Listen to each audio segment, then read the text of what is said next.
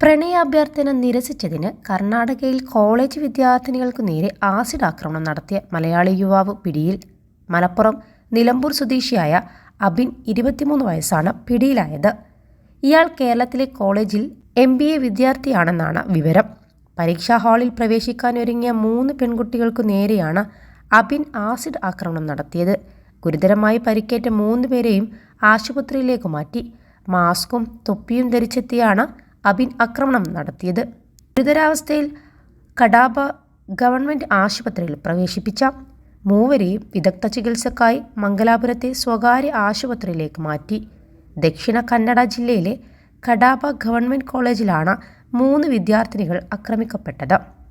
അലീന, അർച്ചന, അമൃത എന്നീ വിദ്യാർത്ഥിനികളാണ് ആക്രമിക്കപ്പെട്ടതെന്നാണ് പ്രാഥമിക വിവരം. കൂട്ടത്തിൽ ഒരു പെൺകുട്ടിയെയാണ് ഇയാൾ ലക്ഷ്യമിട്ടിരുന്നത്. ആക്രമണത്തിന് ഇരയായ പെൺകുട്ടികളും മലയാളികളാണെന്നാണ് സൂചന.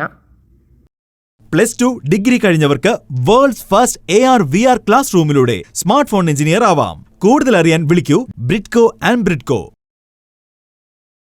ബൈക്കിൽ കോളേജിലെത്തിയ അബിൻ കൂട്ടത്തിൽ ഒരു പെൺകുട്ടിയുടെ മുഖത്തിനു നേരെ ആസിഡ് എറിയുകയായിരുന്നു. ഇതിനിടെ ഒപ്പമുണ്ടായിരുന്ന 2 പെൺകുട്ടികളെയും ദേഹത്തും ആസിഡ് വീണു. ഒരു പെൺകുട്ടിയുടെ മുഖത്ത് ഗുരുതരമായി പൊള്ളലേറ്റിട്ടുണ്ടെന്നാണ് വിവരം. ആക്രമണത്തിനു ശേഷം രക്ഷപ്പെടാൻ ശ്രമിച്ച അബിനെ വിദ്യാർത്ഥികളും കോളേജ് അധികൃതരും ചേർന്ന് തടഞ്ഞുവെച്ച് പോലീസിൽ ഏൽപ്പിക്കുകയായിരുന്നു. +2 തത്തുല്യമായ സെക്കൻഡറി PUC പരീക്ഷയ്ക്കായി കോളേജിൻ്റെ ബാൽക്കണിയിലിരുന്ന് തയ്യാറെടുക്കുകയായിരുന്നു ഈ വിദ്യാർത്ഥിനികൾ.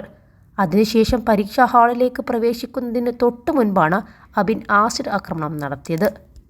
ഇതിന് ആസിഡ് ആക്രമണങ്ങൾ ലോകത്തിൻ്റെ പല ഭാഗങ്ങളിലും റിപ്പോർട്ട് ചെയ്യപ്പെടുന്നുണ്ട്. സൾഫ്യൂരിക് ആസിഡും നൈട്രിക് ആസിഡുമാണ് ഈ ആക്രമണങ്ങളിൽ ഉപയോഗിക്കുന്ന ഏറ്റവും സാധാരണമായ ആസിഡുകൾ. അതുകൊണ്ട് തന്നെ അതിൻ്റെ പ്രത്യാഘാതങ്ങളും കൂടുതലാണ്.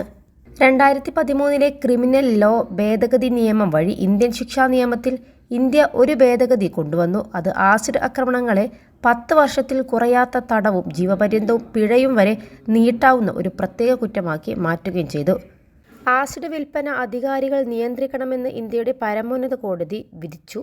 2013 ജൂലൈ 16 മോട്ടോർ ബൈക്കിലെത്തിയ 2 പേർ നടത്തിയ ആസിഡ് ആക്രമണത്തിൽ 4 സഹോദരിമാർക്ക് ഗുരുതരമായി പൊള്ളലേറ്റ സംഭവത്തെ തുടർന്നാണ് സുപ്രീം കോടതി വിധി വന്നത്.